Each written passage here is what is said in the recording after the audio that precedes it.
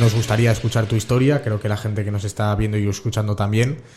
Bueno, un poco pues por donde quieras empezar. Vale.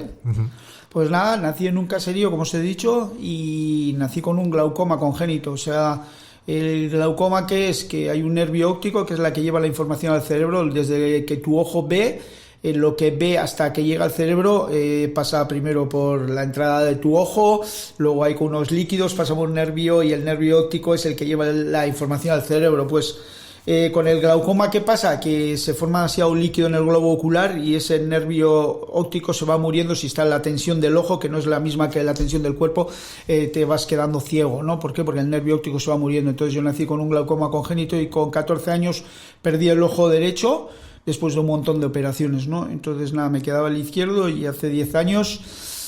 cuando ya habían conseguido el que controlasen la tensión del ojo aquí en San Sebastián, los médicos maravillosos que hay aquí en la Seguridad Social, oftalmólogos de primera, que digo esto porque he viajado por todo el país intentando buscar siempre los mejores oftalmólogos. Al final, los mejores oftalmólogos los tenemos aquí en Donosti, en la Seguridad Social, en la Resi, y esta gente toda la vida han estado trabajando conmigo para intentar hacer sobrevivir al ojo izquierdo. Entonces, cuando ya tenían el glaucoma controlado en el ojo izquierdo, pues nada, empieza a fallar la córnea, me hacen un trasplante de córnea, no queda bien porque mi ojo lo rechaza, me hacen otro trasplante y queda un punto abierto, y hacen todo lo posible para que se cierre con células madre, tal cual, no se cierra, y por encima estoy esperando a la tercer trasplante de córnea y me caigo en una ola de arriba abajo y me reviento el ojo. Esto es más o menos el resumen de mi vida en cuanto a por qué me he quedado ciego, ¿no? He estado toda la vida peleando contra la ceguera, ¿no? O sea, toda mi vida naciendo en un caserío, como os he dicho, dijera lo que dijera, siempre era no. ¿Subir al árbol? No. ¿Ir al mar a nadar? No. ¿Hacer surf? Por supuesto que no. Tal. Entonces, nada, tuve la suerte que un día un tío mío me regaló un patín. Empecé patinando en el caserío y luego, pues nada, poco a poco fui ya aprendiendo a patinar más por la carretera, y nada, al final bajé a Zarauz a vivir, y ahí, pues patinando por el malecón, conocí a una gente con la que empecé a surfear y a ver lo que era este deporte tan maravilloso, que es el que más me ha llenado de la vida, ¿no? Y de ahí, pues nada, sigo contando, y nada, como no me dejaban hacer surf, pues a escondidas empezamos a reparar tablas de surf, a hacer tablas de surf. De ahí a montar en el taller en el caserío, y imaginaros los abuelos y las abuelas, o sea, los abuelos con las tablas de surf más de una vez metiéndolas al taller. Llegaba igual un contenedor de Estados Unidos con resinas, con catalizadores, con todo tipo de materiales súper inflamables y todo, y joder, llegaba el camión allí y le decía: Amona, lleva los fuanes de 7.0, todo en pies y así, los fuanes de 7.0 los tienen que poner allí, el poliéster allí y el esto no sé qué. Y le decía al camión: oye, los fuanes de 7 pies allí, los de 6 pies allí y tal.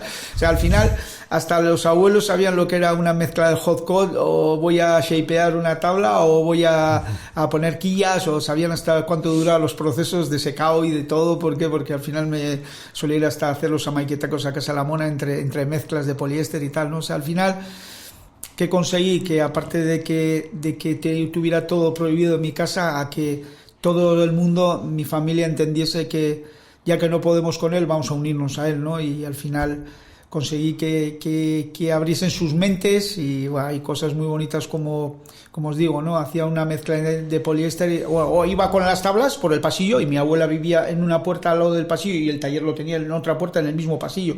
Entonces yo muchas veces dejaba la radio puesta y con la puerta abierta para que corriese el aire del poliéster y todo, para que hubiese movimiento de aires, ¿no?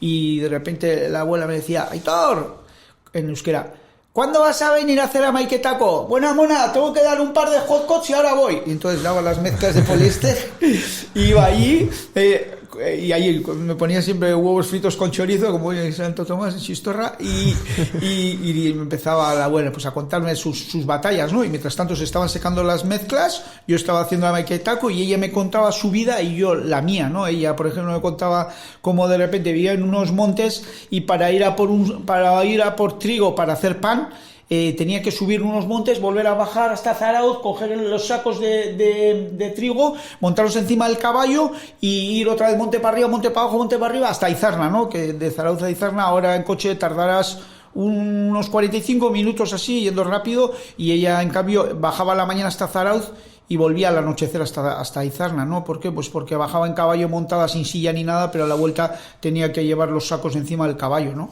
Entonces, joder, pues como esas anécdotas ella me contaba a mí, yo le contaba a ella como en Indonesia las vacas ni se tocan.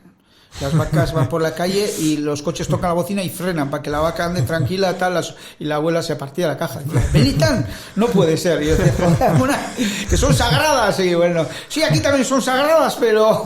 Entonces, bueno, pues al final una historia muy bonita. Entonces, bueno, al final...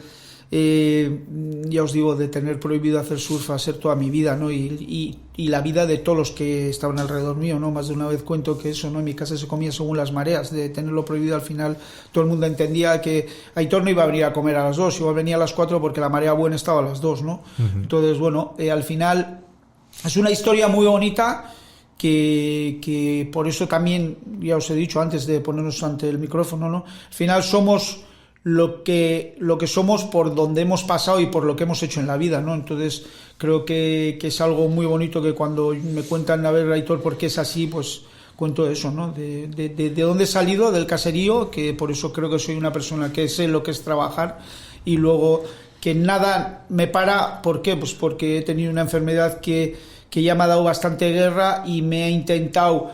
en cierta manera no facilitar nada a mi vida, sino para todo tener que no, o tener el miedo ese de que siempre me quedaría ciego. Entonces, ¿qué he hecho? Correr muchísimo durante toda mi vida para que, joder, yo que estoy, estar en Australia, en Sudáfrica o en Indonesia o en Hawái, y todo el mundo se estaba metiendo el sol y todo el mundo se iba al barco y me estaban esperando en el barco. ¿Qué? Aitor, ¿vienes ya o qué? Espera un poco. Y yo estaba mirando la puesta al sol y clas, sacando fotos o imágenes, porque algún día sabía que se iba a acabar, ¿no?